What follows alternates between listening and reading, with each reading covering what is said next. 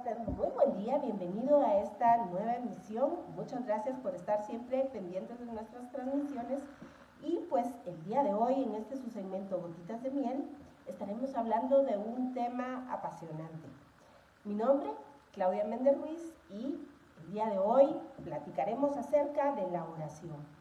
Le voy a transmitir a usted un mensaje que los sabios del pueblo de Israel han pasado de generación en generación, hablando acerca de 3 versos muy poderosos que están basados o están escritos en el libro de los Salmos. Y es que usted se preguntará cuál es la manera correcta de orar. Y pues sí, efectivamente la manera correcta, el canal adecuado, ese medio que nos une con el Dios Todopoderoso es su palabra. ¿Por qué razón? Pues porque ella ha salido de su mismo corazón.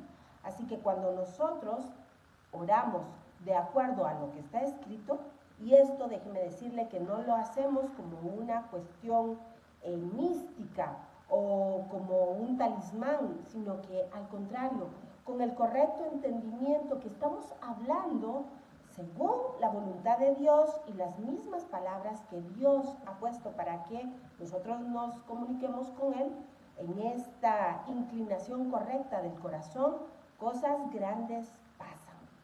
¿Cómo sabemos todo esto? Pues déjeme contarle que el Midrash o la explicación acerca de la Biblia, que ha sido transmitida de generación en generación al pueblo de Israel, nos explica esto hace más de 2000 años, y es que es Rabbi Akiva, un maestro, exégeta, un lingüista muy renombrado del pueblo de Israel, nos explica estas verdades en estos 3 versos bíblicos, como le repito, basados en los Salmos. Pero antes vamos a recordar lo que sucedió allá en el huerto.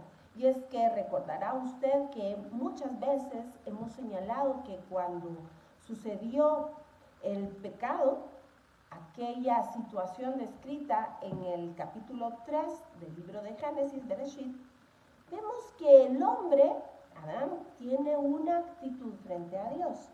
Y es que a todos es conocida esta historia cuando la serpiente susurra al oído de Eva. Un solo principio tenían para guardar, era: no comerás de este árbol. De todos los demás podrás comer, pero de este no comerás. Y la serpiente, y esto se llama el susurro de la serpiente por razones obvias, le dio un mensaje a Eva. Eva cayó en este encantamiento, comió del fruto. Déjeme decirle que todo esto es una manera figurativa en la que Dios nos explica las verdades que son eternas. Y de este modo, Eva compartió el fruto con Adán, Adán comió y usted ya sabe la historia. Efectivamente, el hombre entregó su señorío a la serpiente y todo fue sujeto a vanidad por el pecado. La maldición, es decir, la desconexión más grande, de acuerdo a la Biblia, es la muerte. La muerte en su sentido primario es la muerte de este cuerpo, de este estuche en donde nuestra alma está envuelta, pero la muerte terrible verdaderamente es la segunda muerte. Por tal razón, cuando Dios le pregunta a Adán, ¿qué has hecho?, la expresión es una expresión muy profunda. ¿Usted cree que Dios no sabía lo que el hombre había hecho? Por supuesto que la conocía. Conocía la verdad de lo sucedido. Pero esta pregunta es una pregunta que va dirigida a Adán y va en un sentido más profundo. ¿Te has dado cuenta de la situación que has causado a causa de tu desobediencia? ¿A dónde has llegado a parar a causa de tu desobediencia? E inmediatamente el hombre que entiende esta situación le explica a Dios: tuve miedo y por eso me escondí. Y es que este es el punto, este es el veneno que el pecado ha introducido en la humanidad, en el ser humano, hasta el día de hoy. Si usted hace un recuento de la historia secular, usted se dará cuenta que incluso las religiones han manipulado al ser humano a través del miedo. Las diversas culturas, las religiones, la cuestión de las guerras, las pandemias y todo cuanto ha sido utilizado para manipular al hombre ha sido a través del miedo. Y esto lo podemos ver hasta nuestros propios días. Traiga usted a su mente las últimas noticias que circulan en redes sociales, que circulan en el mundo, y verá que todo gira en torno al miedo.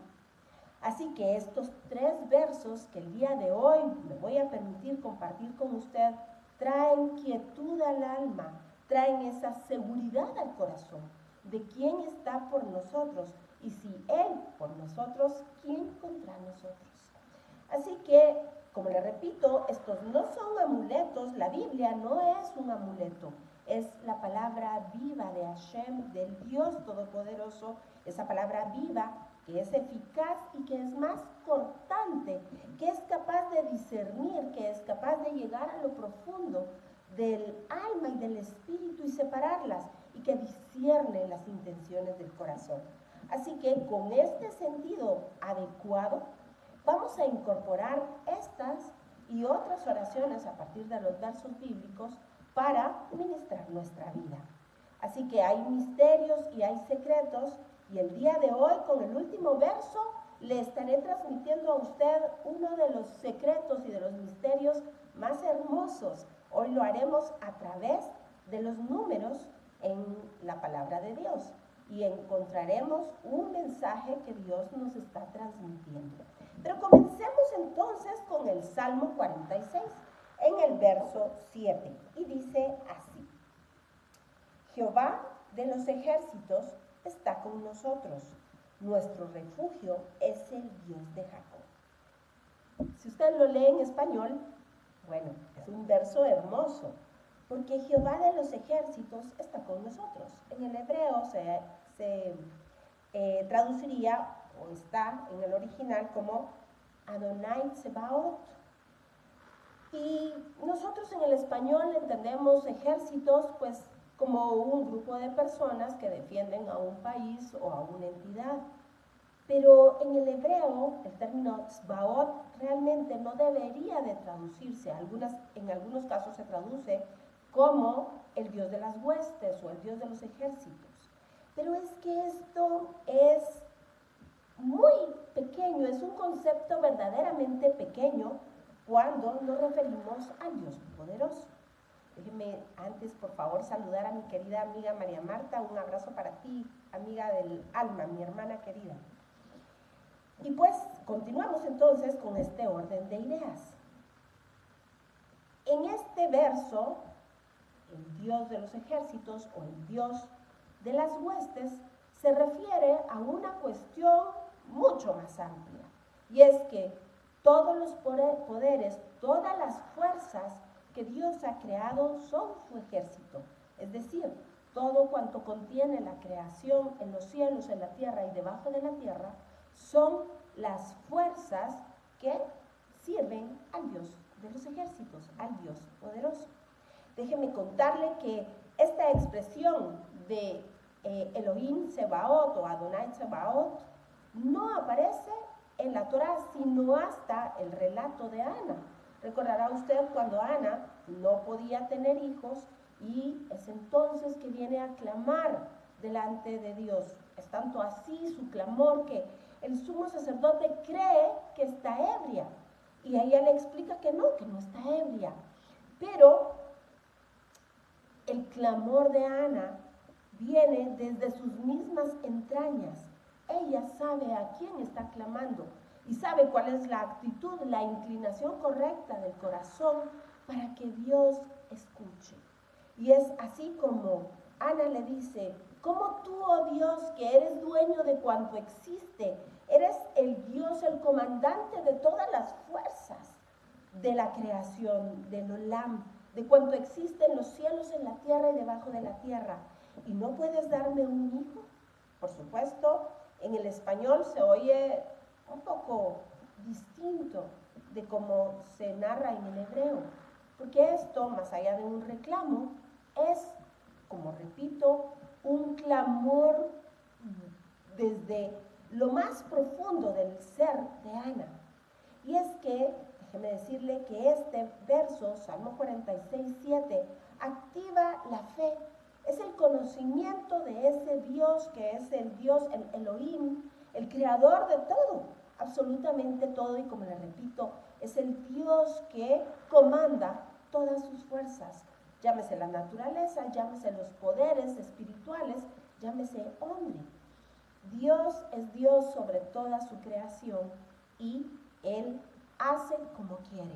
Es por esta razón que Dios hace ese clamor desde el conocimiento, pero además vemos que no aplica solamente su conocimiento. Su clamor es un clamor sentido, un clamor respetuoso, un clamor que activa esa fe. Y esto nos trae al siguiente párrafo. Y es que dice, vea usted, Jehová de los ejércitos está con nosotros, nuestro refugio es el Dios de Jacob. Jacob es, bueno, recuerda usted la historia de dos gemelos y pues uno, entre comillas, se roba la primogenitura del otro y la bendición, es de Jacob. Por esa razón Esaú lo persigue. Así que Jacob es un hombre perseguido primero por su hermano Esaú, luego por Labán, luego recuerda usted que hay hambruna. Pero en la historia de Jacob podemos ver que cuando él sale huyendo, su clamor a Dios es, si me proteges, y si me das ropa para vestir, y si me das parnasá, es decir, comida y alimento para subsistir. Así que vemos que Dios efectivamente lo protege, le da comida y le da ropa para vestir. Cuando es la cuestión del hambre, es un hijo precisamente de Jacob, es José, el que de una manera poco ortodoxa es enviado a Egipto, y recuerda usted que es puesto como vicerrey, como vicefaraón, en una situación en donde salva tanto a los egipcios como al pueblo de Israel. Así que Jacob y todos sus descendientes encuentran parnasá, encuentran protección, encuentran comida y vestido en Egipto, ni más ni menos, gracias a toda esa historia de uno de sus hijos, de José. Así que vemos que claramente Jacob es una figura que tipifica el cuidado de Dios sobre la vida del ser humano.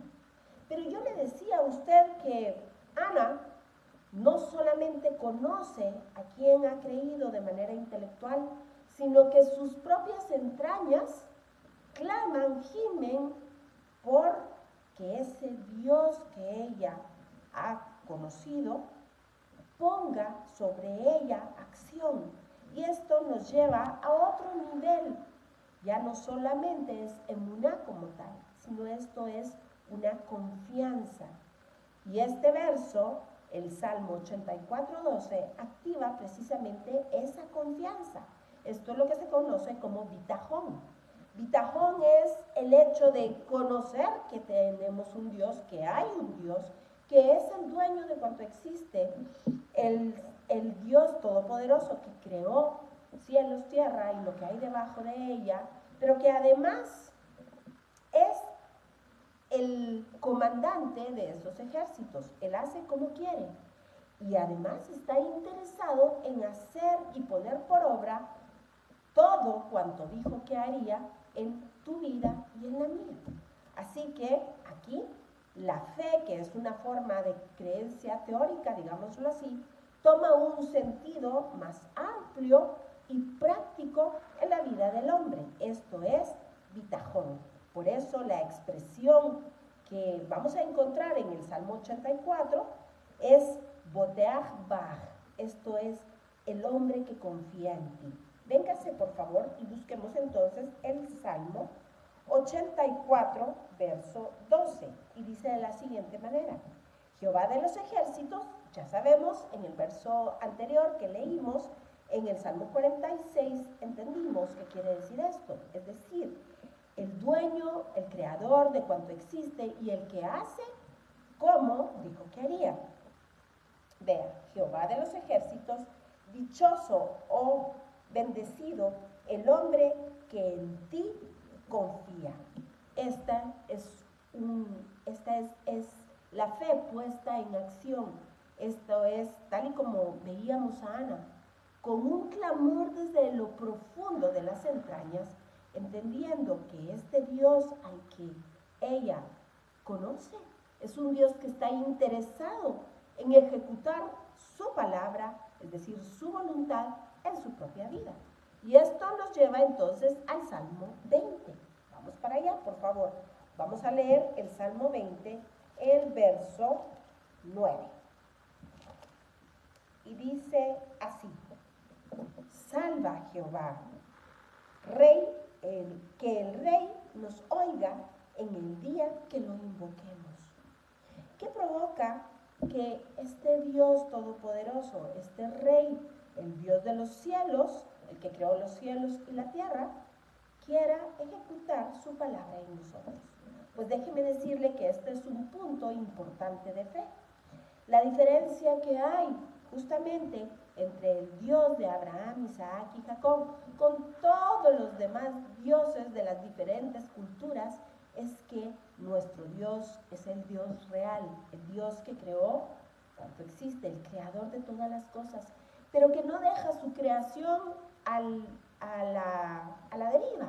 Es un Dios que está presente dentro de ella y es un Dios que ejecuta la voz de su precepto. Si usted se va a todas las otras culturas paganas que tienen diversidad de dioses, si usted lee todas las historias, verá que los dioses del Olimpo, los dioses de cualquier cultura no tienen ningún interés en el hombre, mientras que nuestro Dios, el único Dios, el Dios todopoderoso, vive en constante relación con el hombre. De hecho, el plan de salvación es ni más ni menos que el plan para volvernos a conectar con su gloria, con su grandeza, con su deidad. Es decir, volver a llevar a un nivel, al nivel que Él creó todas las cosas.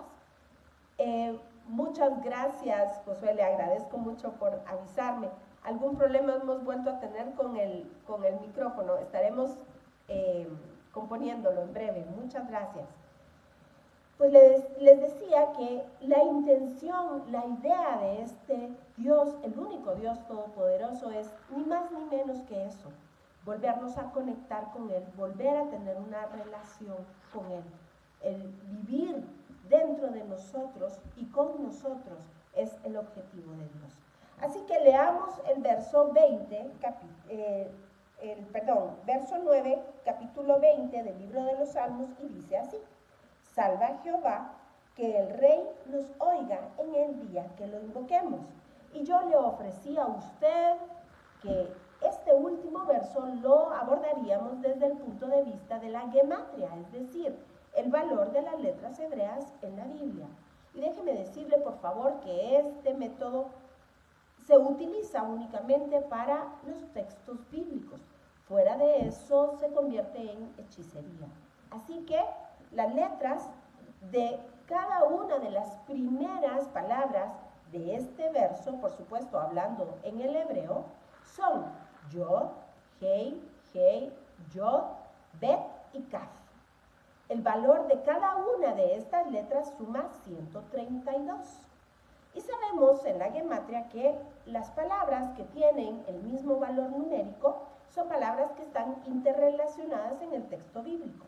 De tal cuenta que la palabra que podemos traer a colación es tabel, y esto quiere decir recibir o recepción. ¿Y quién es el que recibe? Pues el que recibe es el que tiene una actitud para recibir. Esto, por asociación de ideas, se refiere ni más ni menos que al humilde. Recuerda usted que Jesús mismo nos habló del humilde de corazón. Esto es lo que dice el Salmo. El humilde es el que recibe. ¿Y qué va a recibir?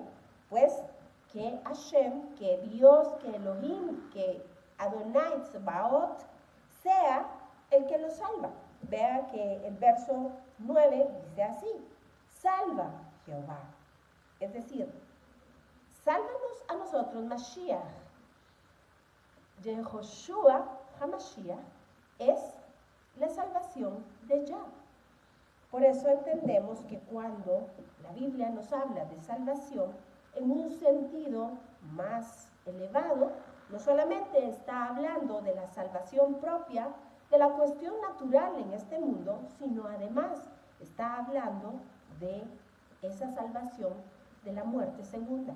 Recuerda que justamente empezamos hablando esta transmisión acerca de la primera muerte, que es la de este cuerpo físico, pero también de la salvación o de la muerte segunda, y a esto se refiere la salvación espiritual, la que compró Jesucristo solamente a través de su sacrificio expiatorio en la cruz del Calvario.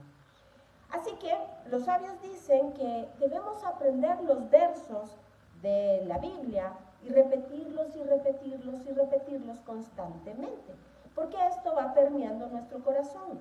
Y es que, véngase conmigo, por favor, al texto del capítulo 1 de Salmos, y dice: bienaventurado o bendecido es el varón que no anduvo en consejo de malos, ni estuvo en camino de pecadores, ni en silla de escarnecedores se ha sentado, sino que en la ley de Jehová está su delicia, y en su ley medita de día y de noche.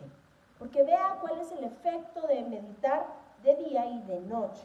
Dice: será como árbol plantado junto a corrientes de agua, que da fruto a su tiempo, y su hoja no cae, sino que todo lo que hace prosperará.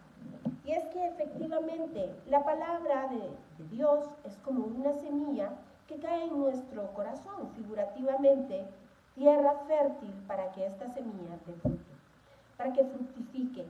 Esto es Kabbalat Torah, esto es recibir la Torah, esto es recibir la palabra de Dios en nuestro corazón.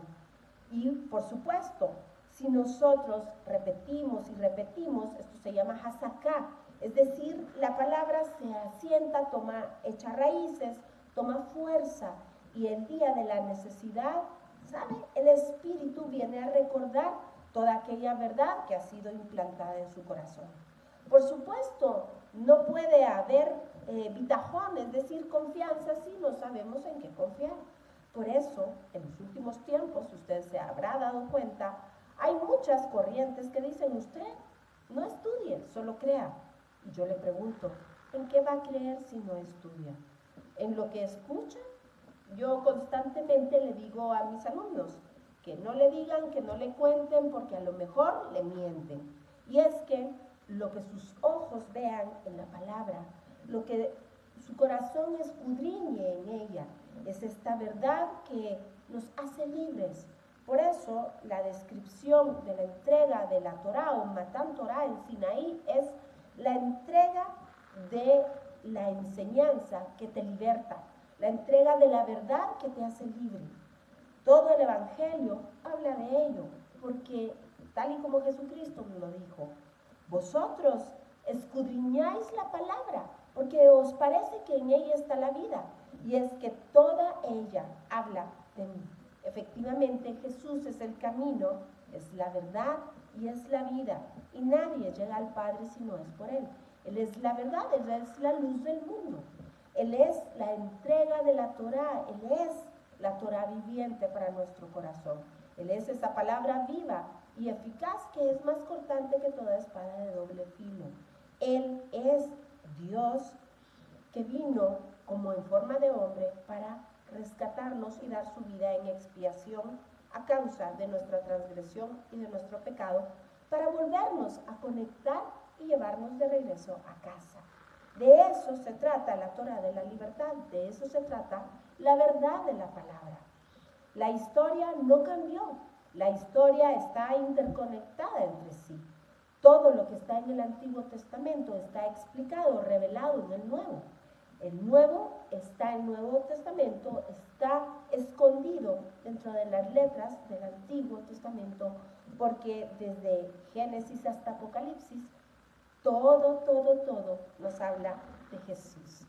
Así que el día de hoy le he dado unas claves hermosas para poder orar con la palabra, colocando nuestro corazón en esa inclinación correcta, como la hicieron los antiguos en los relatos bíblicos que traen a nosotros enseñanza y sabiduría.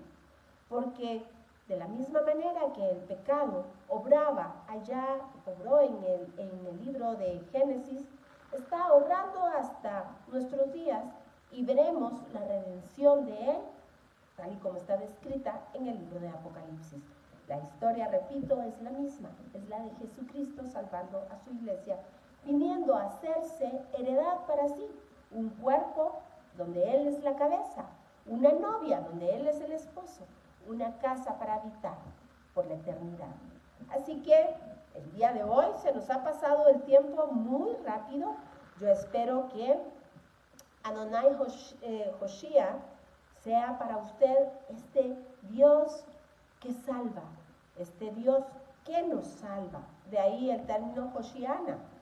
Sálvanos ahora, sálvanos Dios. Este Dios que está atento a su clamor, de la misma manera que estuvo atento al clamor de Ana para darle un hijo.